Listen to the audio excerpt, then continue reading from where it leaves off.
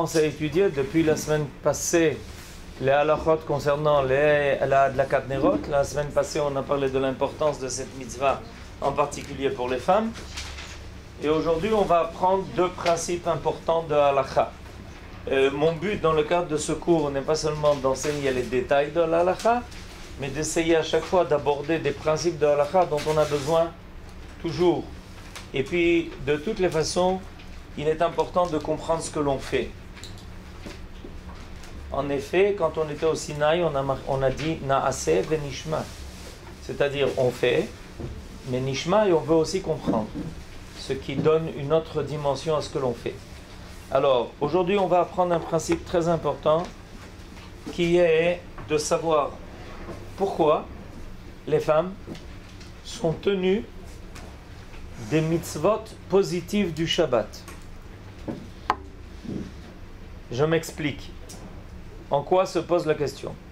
On a un principe dans la halakha qui nous dit que les femmes sont tenues de tous les interdits qui se trouvent dans la Torah.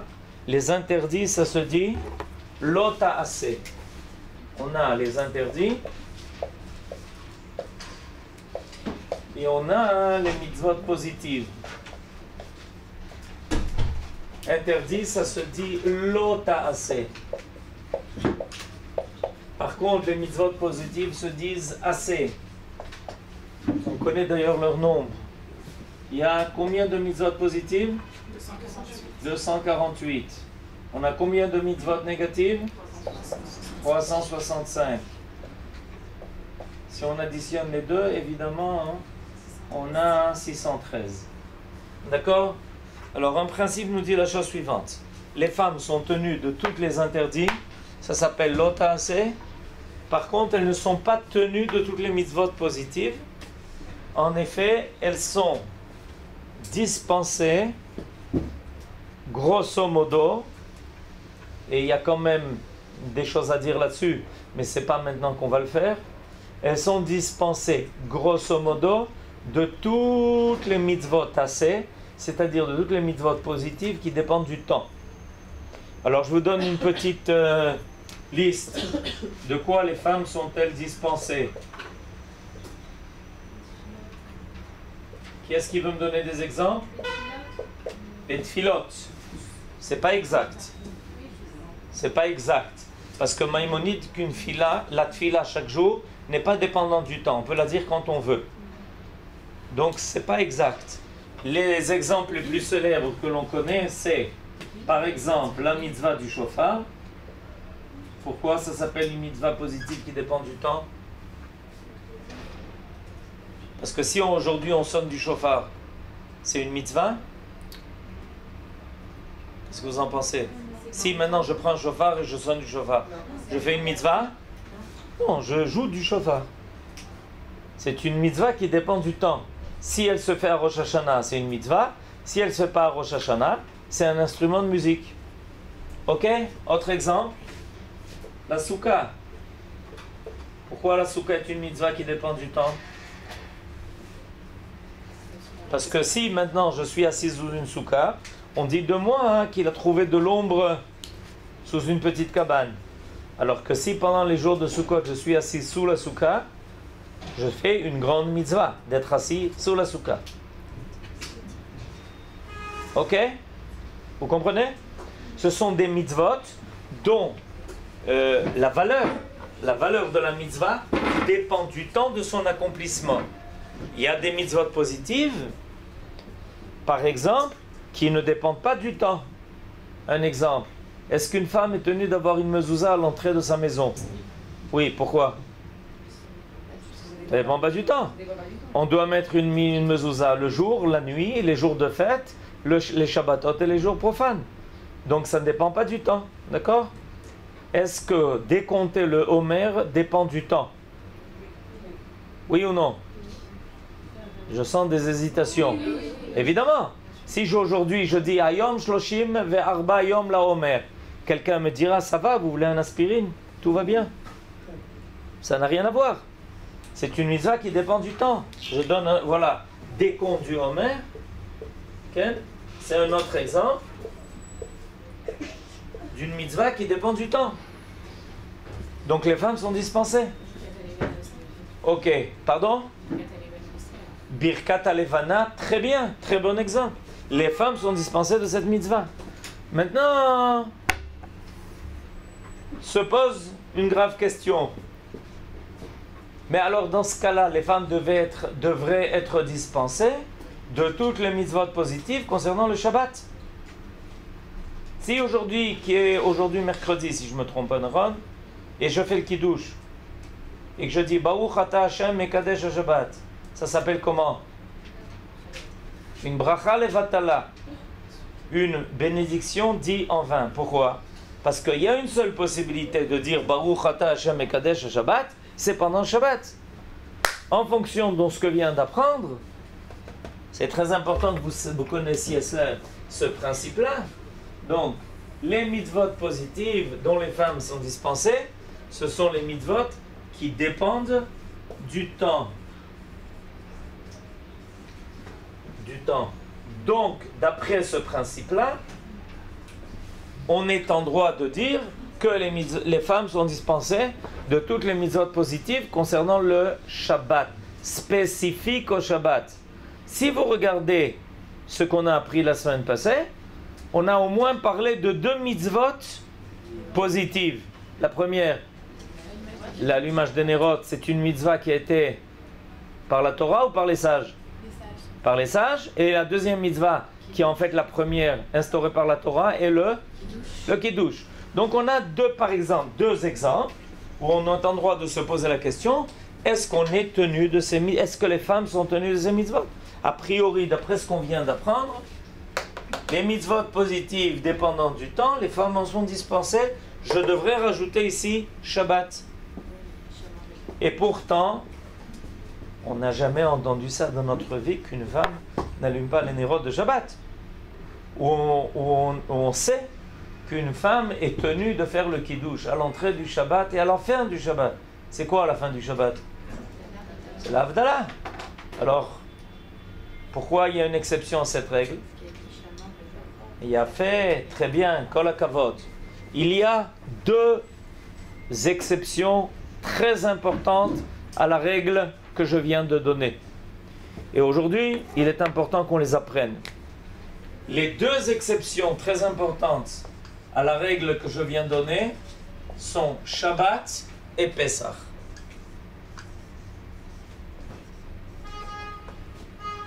Ok? Alors, je vais expliquer pourquoi Shabbat et Pessah ne marchent pas selon ce principe. C'est-à-dire, ce principe est vrai pour, par exemple, les exemples qu'on a donnés. On a rajouté, par exemple, ici Birkat Alevana, et vous en trouverez sûrement par vous-même d'autres. D'accord? C'est pas ce qui manque, les exemples. Mais il y a 2 exceptions. Ça, ce sont les exceptions à la règle que nous venons de donner. Il y en a 2 et elles sont graves. Ces 2 exceptions chez Shabbat et Pessah. Et aujourd'hui, on va apprendre pourquoi. Alors, comme on vient de le dire, comme on vient de l'entendre, vous vous rappelez que j'ai ici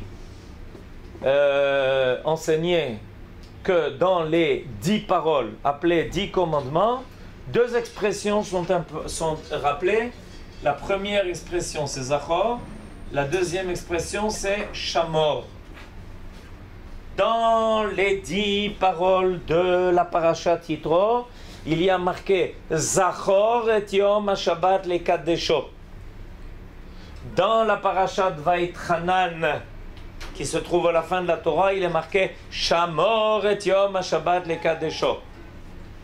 Et on a déjà appris par l'intermédiaire d'Olecha Dodi qu'on a entendu au Sinaï les 2. De là, nos sages en ont conclu que tout celui qui est tenu de Shamor est tenu de Zachor. Et ça veut dire être quoi, tenu de Shamor? Shamor, c'est se garder de. Donc ça fait référence au quoi? Aux interdits. Aux interdits du Shabbat. Et Zachor, ça fait référence aux obligations du Shabbat. Donc nos sages ont dit, tout celui qui est tenu des interdits du Shabbat, est-ce que les femmes sont tenues des interdits du Shabbat? Ben oui, elles sont tenues de tous les interdits. Il n'y a pas de dispense à ce niveau-là. Au niveau des interdits, il n'y a pas de dispense pour les femmes. Elles sont tenues de tous les interdits. D'accord? Donc, étant donné que les femmes sont tenues de tous les interdits du Shabbat, elles sont tenues de toutes les obligations du Shabbat. Conclusion, première exception à la règle, que les femmes sont dispensées des obligations positives de la Torah qui dépendent du temps. Première grande exception, le Shabbat. Il n'y a aucune différence entre les obligations des hommes et les obligations des femmes pour Shabbat. Ça veut dire, les femmes sont tenues de l'allumage des Nerot, les hommes aussi. Les hommes sont tenus du Kiddush, les femmes aussi. C'est les deux grands exemples de mitzvot assez. Je les appelle mitzvot assez maintenant. On va se servir de ces termes-là.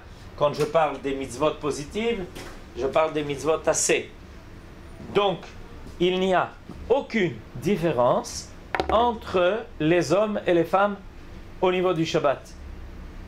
Donc, la question évidemment se pose, mais il y a une habitude que ce sont les femmes qui allument les Nerot, et il y a une habitude que c'est le mari qui fait le Kiddush. Nachon? Nachon.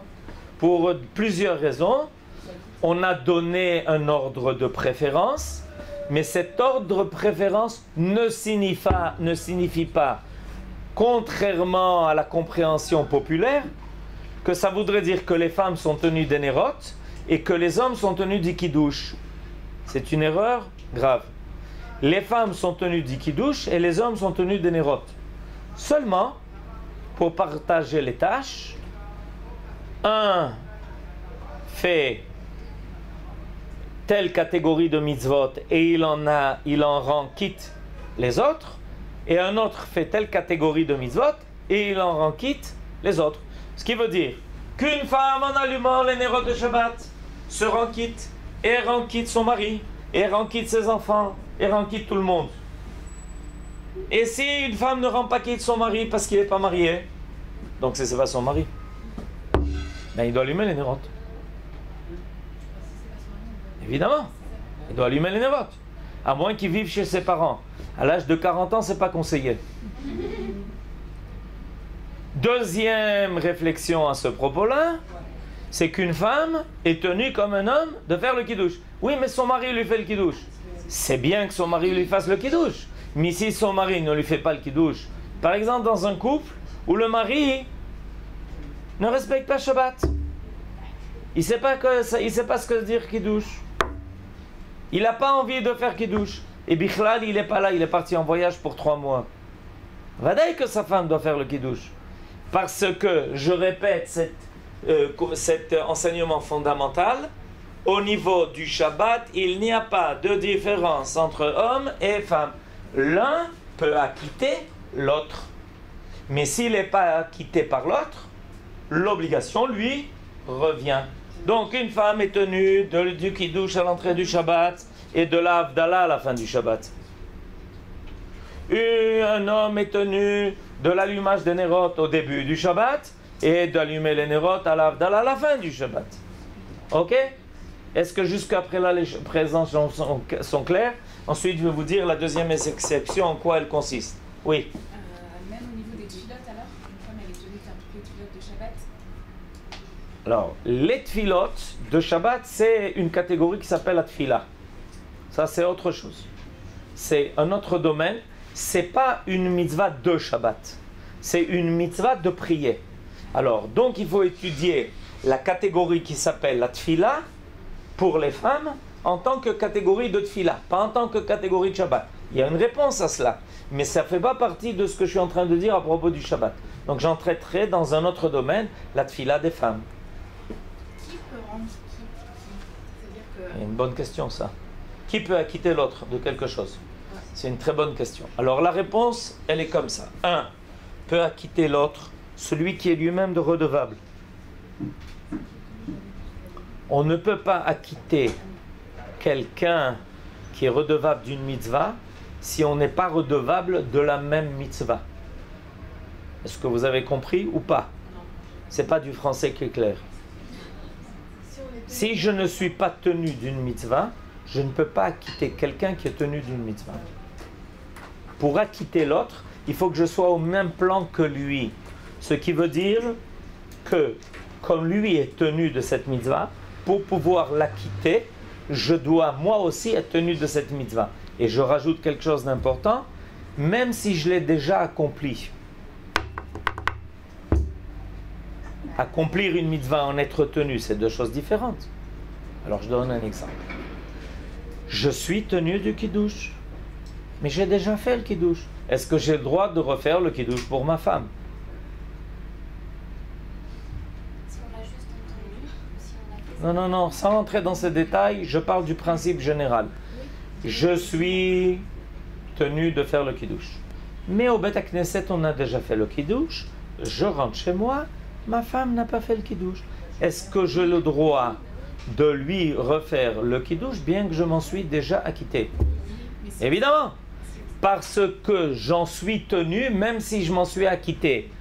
Et d'où ça vient ce principe? C'est que tant que quelqu'un qui est comme moi tenu d'une mitzvah ne l'a pas accompli, en réalité, moi aussi, je n'ai pas fini de l'accomplir. Parce que tout Israël est considéré comme une seule et même famille. Ça s'appelle Kol Israël Arevim Ze Lazé. Mais si quelqu'un est tenu d'une mitzvah et que moi j'en suis pas tenu, je peux pas l'en acquitter. Est-ce que vous avez compris ça? Est-ce que ça existe ça, que quelqu'un soit tenu d'une mitzvah et moi j'en suis pas tenu? Ben, évidemment. Évidemment, il y a des tas de mitzvot comme ça où il y a quelqu'un qui est tenu d'une mitzvah, moi j'en suis pas tenu. Par exemple, le père doit racheter son premier-né du Cohen. Est-ce que quelqu'un qui n'est pas le père peut le faire à sa place? Ben non. Moi, je ne suis pas tenu de racheter le fils de l'autre. Je suis tenu de racheter mon premier-né, mais pas le premier-né de l'autre. Ah, donc si le père est un Cohen, il n'y a pas de... Ça, c'est autre chose. Si le père est un Cohen, il n'y a pas de Pidyon Aben. Mais ce n'est pas que ça que je parle. Je parle de deux. Un, Réhouven et l'autre Shimon. Ils ne sont pas Kohanim. Ok? Le père qui est Réhouven doit racheter son premier-né du Kohen. Shimon ne peut pas le faire à sa place. Pourquoi? Ça ne le concerne pas. Je ne peux acquitter l'autre que d'une mitzvah qui me concerne à moi aussi. C'est le point sur lequel on se rend compte. Et ce qui est extraordinaire, c'est que je peux l'acquitter même si j'ai déjà fait ma mitzvah. Je peux faire le kiddush 100 fois pendant un Shabbat. Je peux, pendant un Shabbat, faire 100 fois le kiddush. Si à chaque fois, je rencontre quelqu'un qui n'a pas encore fait kiddush, bien que j'ai déjà fait 99 fois, je peux le faire une 100e fois. Parce que bien que je m'en sois déjà acquitté, je suis tenu de cette mitzvah. Et tant que l'autre n'a pas accompli son rôle, je peux l'en acquitter. C'est clair? Autre question? Avec la Kavala, toujours. De l'acquitter. Non, faut pas faire. Non, mais c'est comme la Kavala. Non, mais c'est comme la Kavala. Non, mais c'est clair, c'est clair. Oui, J'ai une question par rapport à la Lagat Nérot. oui, On a eu 2 Nérot par rapport au Shamor. Oui, ouais. Les jeunes filles, nous, du coup, il n'y a pas chez nos familles. Ouais. On a eu aussi 2 ici. oui. Ok. On va rentrer bientôt dans les détails de l'allumage des nérotes. Aujourd'hui, mon intention, c'est pas de commencer à parler des détails, comment allumer les nérotes, quel bracha, qui doit, etc. Je veux vous parler de principes généraux, parce que je sais qu'il y a des gens qui pensent faussement que les femmes sont tenues de la kat nérote et pas les hommes, et que les hommes sont tenus du kiddush et pas les femmes. Il faut supprimer cette erreur. C'est une erreur qui n'a pas de place. Oui. Si le mari et la femme un Shabbat ne sont pas au même endroit, Oui. donc chacun allume. la Bien veille. sûr. Évidemment, à moins que, là où on se trouve chacun de son côté, il y a quelqu'un qui allume les nérotes pour nous. On est invité dans une famille et la maîtresse de maison allume les nérotes pour tout le monde. Elle peut le faire? Alors, en l'occurrence, je dois aller chez mon père cette semaine. Oui. Je peux. Allumer les nérotes pour votre père aussi. D'accord. Alors, On reprend, donc ça c'est la première grande exception. Cette exception dit que bien qu'en général les femmes soient dispensées des mitzvot positives qui dépendent du temps, dans le cas du Shabbat, ça ne marche pas. La deuxième grande exception, c'est Pessah. J'explique.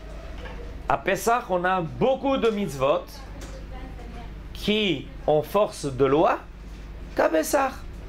Le soir de Pessah, on doit boire 4 verres de vin. On doit manger de la matzah. On doit manger du maror. On doit dire la Haggadah. Vous me suivez? Vous me suivez? Est-ce que les femmes sont tenues de tout ça? Oui ou non? Oui. Oui? Comment se fait-il qu'elles soient tenues de ça? Si quelqu'un aujourd'hui mange de la matzah, on lui demande s'il fait le régime. On lui dit pas, mais tu es en train de manger de la matzah de Pessah. On lui dit, tu fais le régime. Les mitzvot que je viens d'invoquer sont des mitzvot qui dépendent du temps. Et pourtant, les femmes sont tenues de toutes les mitzvot de Pessah. La raison à cela, c'est que nos sages ont eu le même limoud, la même étude à propos de Pessah qu'à propos du Shabbat.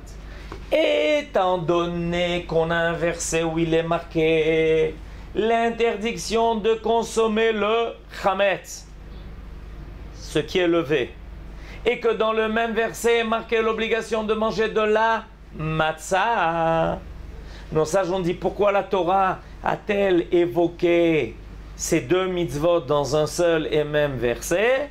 Pour nous dire que tout celui qui est tenu de l'interdiction de manger du chametz est tenu de l'obligation de manger de la matzah et de toutes les autres mitzvot de Pessah. Vous avez compris? Donc une femme est tenue de toutes les mitzvot de Pessah, au même titre que les hommes. Voilà les deux grandes exceptions que l'on a à la règle que j'ai évoquée, qui est qu'une femme peut être dispensée de mitzvot positives qui dépendent du temps, mais Shabbat et Pessah, c'est autre chose. Oui.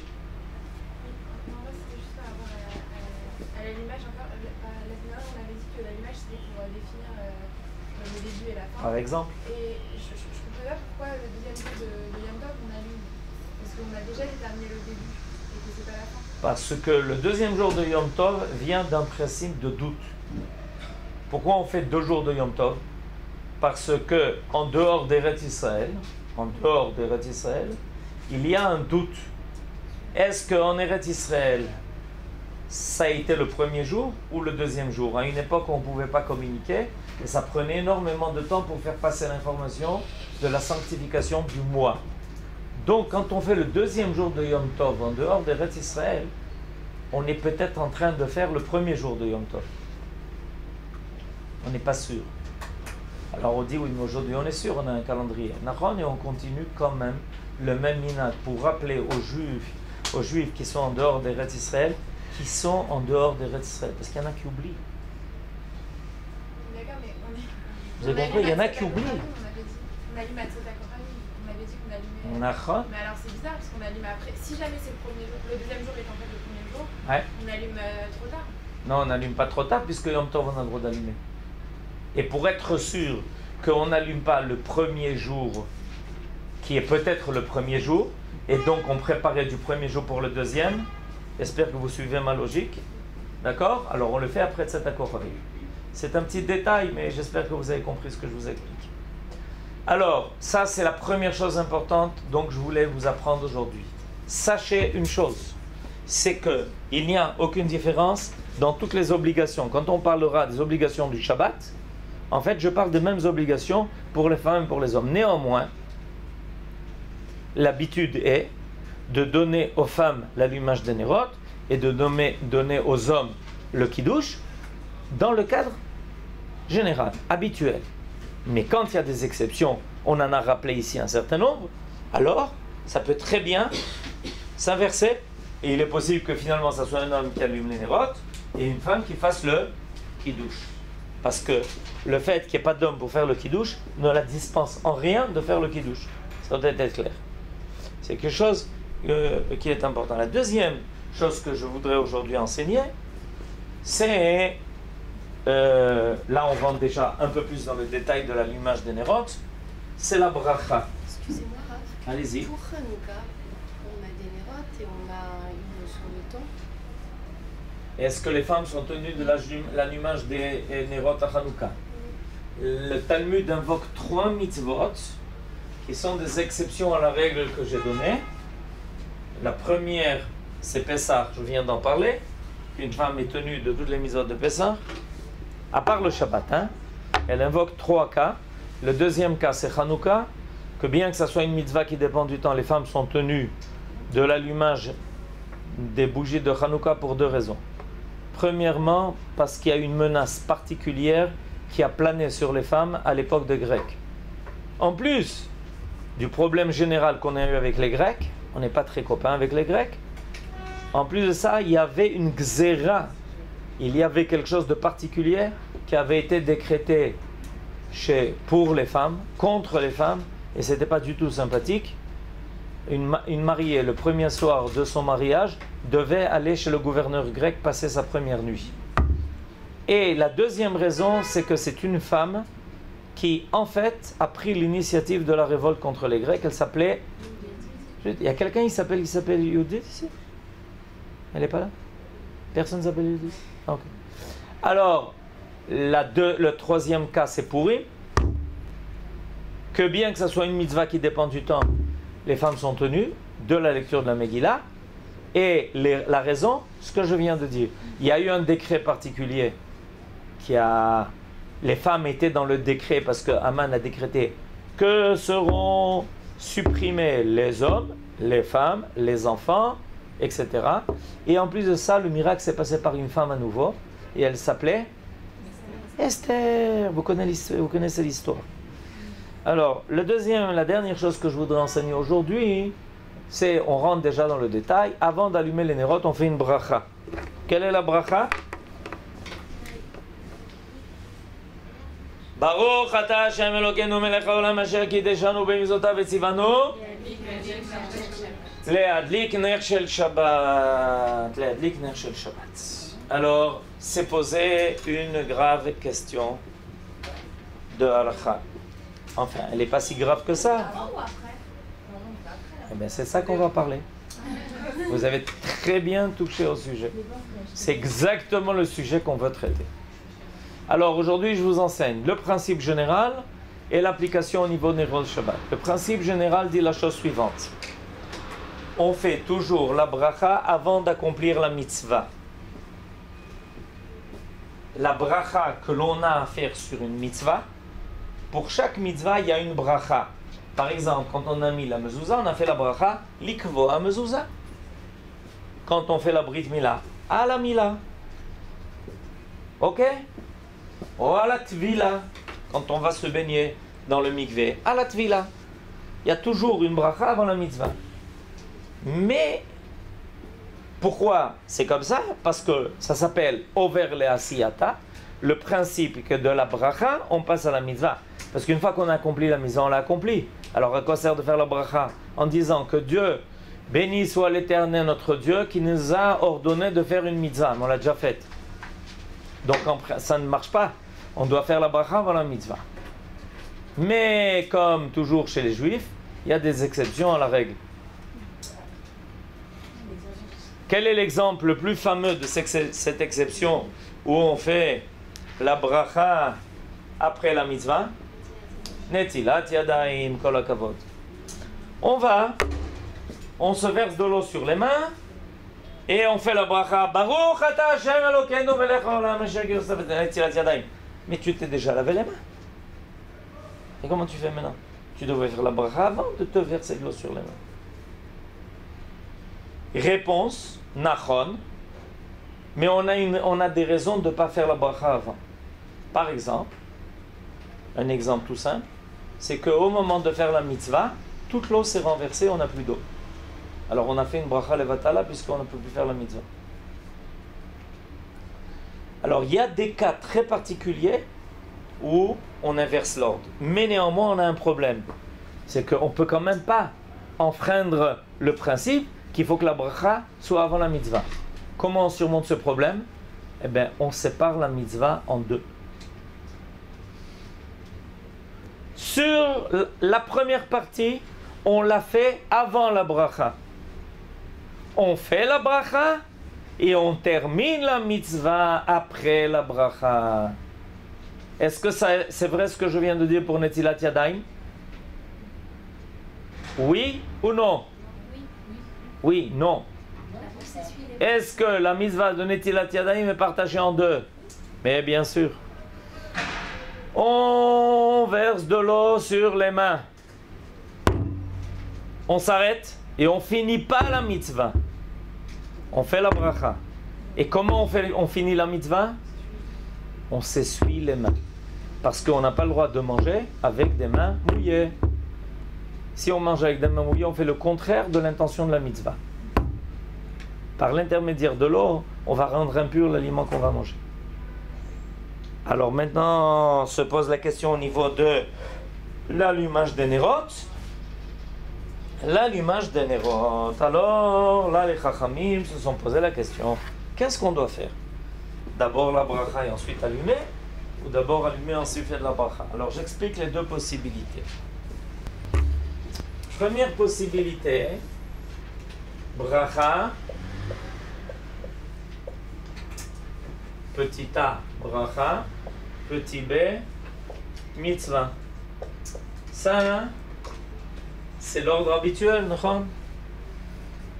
C'est l'ordre habituel, c'est l'idéal. On fait d'abord la bracha. Asher kideshanu mesivota vetzivanu leadlik ner shel Shabbat. Ensuite, on allume. Ok?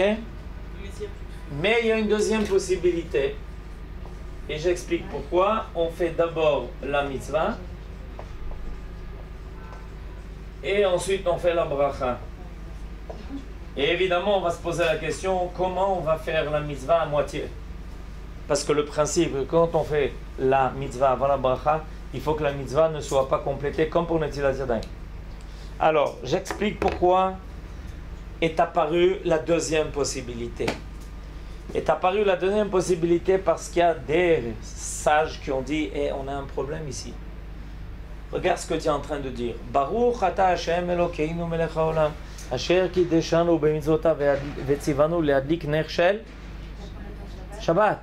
Shel Shabbat? Ah, c'est Shabbat. Shabbat et tu allumes? Qu'est-ce que tu fais? Tu as dit ner shel Shabbat. Shabbat, tu allumes? Alors il y a des sages qui ont dit on ne peut pas faire comme ça. On est obligé de faire le contraire. On doit d'abord allumer, ça s'appelle la mitzvah, mais on n'a pas le droit de terminer la mitzvah. Si on la termine, on ne pourra plus faire de bracha. Est-ce que vous connaissez la fameuse image de la femme juive pieuse qui est devant les nérotes, qui met les mains sur ses yeux et qui est en train de prier? Ben oui, tout le monde connaît cette image. Cette image, c'est ça. Pourquoi? Parce que pour surmonter le problème de ne pas faire la bracha avant d'avoir terminé la mitzvah, une femme allume les nérotes, mais elle n'en profite pas. C'est pour ça qu'elle se cache les yeux. Elle fait la bracha, et ensuite elle se découvre les yeux pour profiter des nérotes, et c'est à ce moment-là qu'elle finit la mitzvah. Quelle est la bonne méthode? Tenez-vous bien, je vous réserve une surprise. Quelle est la bonne méthode? La première ou la deuxième? Réponse, les deux. Et alors, qu'est-ce que je fais moi dans ma vie? Réponse, ce que ta mère fait. Et si ma mère ne fait pas, tu adoptes une des deux mitzvot, ou tu te renseignes, savoir quelle était l'habitude. Si par exemple tu es né à Varsovie, tu poses la question de savoir quelle était l'habitude à Varsovie. Si tu es né à Tunis, c'est pas grave. Ou si tes parents viennent de là-bas, tu poses la question de savoir qu'est-ce qu'on faisait à Tunis. Oui. Est-ce qu'on peut allumer avec une allumette, tirer la bracha en même temps et laisser se consumer l'allumette? Si on fait avec une allumette. À partir, quoi? Une fois qu'on allumait les nérotes, est-ce qu'on peut éteindre l'allumette? Non, on la laisse se consumer. Bien sûr, évidemment. On ne va pas se brûler les doigts. Il faut la déposer, la dîme. On ne peut pas se brûler les doigts. Pas le choix. Ça ne pose pas de problème. Alors, il faut savoir qu'il y a, depuis que le Rav Ovadia Yosef, Zichrono Livracha, a enseigné que pour les Sfaradiotes, cette halakha est la bonne, il y a beaucoup de gens qui ont adopté l'opinion du Rav Yosef. Mais, on peut néanmoins continuer le minag que l'on avait avant. Les Ashkenaziotes en général font ce minag, et en Afrique du Nord, il y avait beaucoup de femmes qui avaient ce minag. On n'est pas tenu de changer son minag. Les deux minagim sont respectables et sont légitimes. Et bien, ça sera tout pour aujourd'hui.